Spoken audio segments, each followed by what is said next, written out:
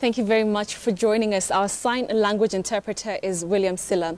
Now, former Independent Electoral and Boundaries Commission CEO James Oswago was grilled by the anti-graft agency EACC over bribery allegations related to the acquisition of electoral material ahead of the 2013 general election, a scam otherwise referred to as a Chicken Gate scandal. Addressing the press after a session with the EACC detectives, Oswago said he will press defamation charges against the alleged mastermind of the scandal, Trevi Oyombra. James Oswago appeared at the Integrity Center for the second round of questioning over bribery allegations involving Kenyan electoral officials. This was after the Ethics and Anti-Corruption Commission last month received fresh bundles of evidence from Britain to facilitate investigations. The Anti-Corruption Commission and Director of Public Prosecutions Keriako Tobiko have been accused of slow response in investigating the Kenyan case, yet a British court had early last year jailed officials of Smith and Usman who gave out the bribe. Early this week, Trevi Oyombra, who is named as the mastermind of the Chicken Gate scandal, was questioned by anti-graft detectives over the 50 million shillings bribe. The detectives also questioned some former electoral officials who were members of the tender committee on the procurement of ballot papers between 2009 and 2010. Oyombra is said to have acted as a link between Kenya's electoral body and the British printing firm in dishing out the kickbacks. There is nothing like chicken. There could be a chicken, yes, but there is nothing like chicken. What I mean by that is you may end up finding that this is a case where the individual concerned, might have done very well for himself by manipulating a multinational corporation. Oyombra has given detectives documents that show Oswago ate chicken. We are suing Trevi. We have already written to his lawyers.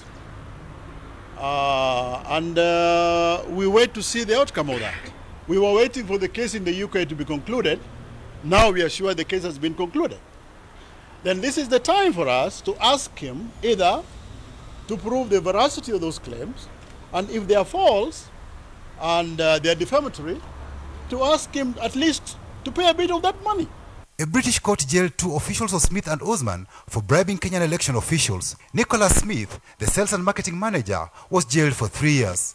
Smith's father, 73-year-old Christopher Smith, who is chairman of the company, was handed an 18-month suspended jail term and 250 hours of community service. The court also disqualified the two from being company directors for 6 years. They have since resigned from the company. In January this year, Smith and Usman Company was fined 357 million shillings as British authorities moved in to attach its assets that are now seen as proceeds of crime. Its jail directors were also slapped with punitive fines of 25 million shillings. The British company was found guilty of bribing electoral officials in Kenya, Ghana, Mauritania and Somaliland. In all those three charges that those other countries faced, it was the charge that they had actually received and made corrupt payments. In the charge that was faced, as far as Kenya is concerned, was agreeing to make payment. Now, in law, in the UK and here, agreeing to make payment and actually making payment are two different things. The law there provides that if you have agreed to make payment, whether or not you make payment, you are guilty.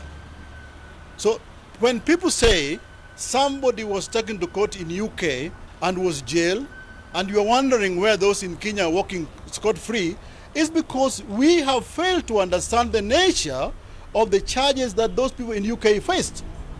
But Oswago insists the Kenyan case was different. In the case of Mauritania, money was wired directly to the account of the minister. Nothing like that is in Kenya here. So the saying that somebody was jailed in UK, therefore there should be expeditious jailing of people in Kenya here, is misinformed. The anti-corruption detectives will next week question Davis Chirchir, a former commissioner of the defunct Interim Independent Electoral Commission of Kenya, over the bribery case. Patrick Amimo, KTN News. Right, and that story and those developments lead us to our big question tonight, and we want to hear your thoughts on this question. And we're asking, are you satisfied with the speed at which Kenya is handling the Chicken Gate scandal? Are you satisfied with the speed at which Kenya is handling the Chicken Gate scandal? The number to text in is 22155, and you can also reach me on Twitter, #FridayBriefing, and I'll be glad to sample your views as we move along in this bulletin. Now, squad breathes fire over the NYS fraud. The ruling Jubilee coalition is struggling to keep its house intact after the damage caused by Oswago's affidavit. Now, United Republican Party members are saying URP is being targeted and are being treated unfairly by the coalition partner TNA. KTN's associate editor Noah Otieno has the details. The burial ceremony for Nandi Deputy Speaker Hesbon Meito was ground zero for URP's answer to their partners TNA on the new National Youth Service affidavit. The explosive affidavit by Oswago went to great lengths with allegations against Majority Leader Aden Duale and Senate Deputy Majority Leader Kipchumba Murkomen, both of them vocal highly placed URP members.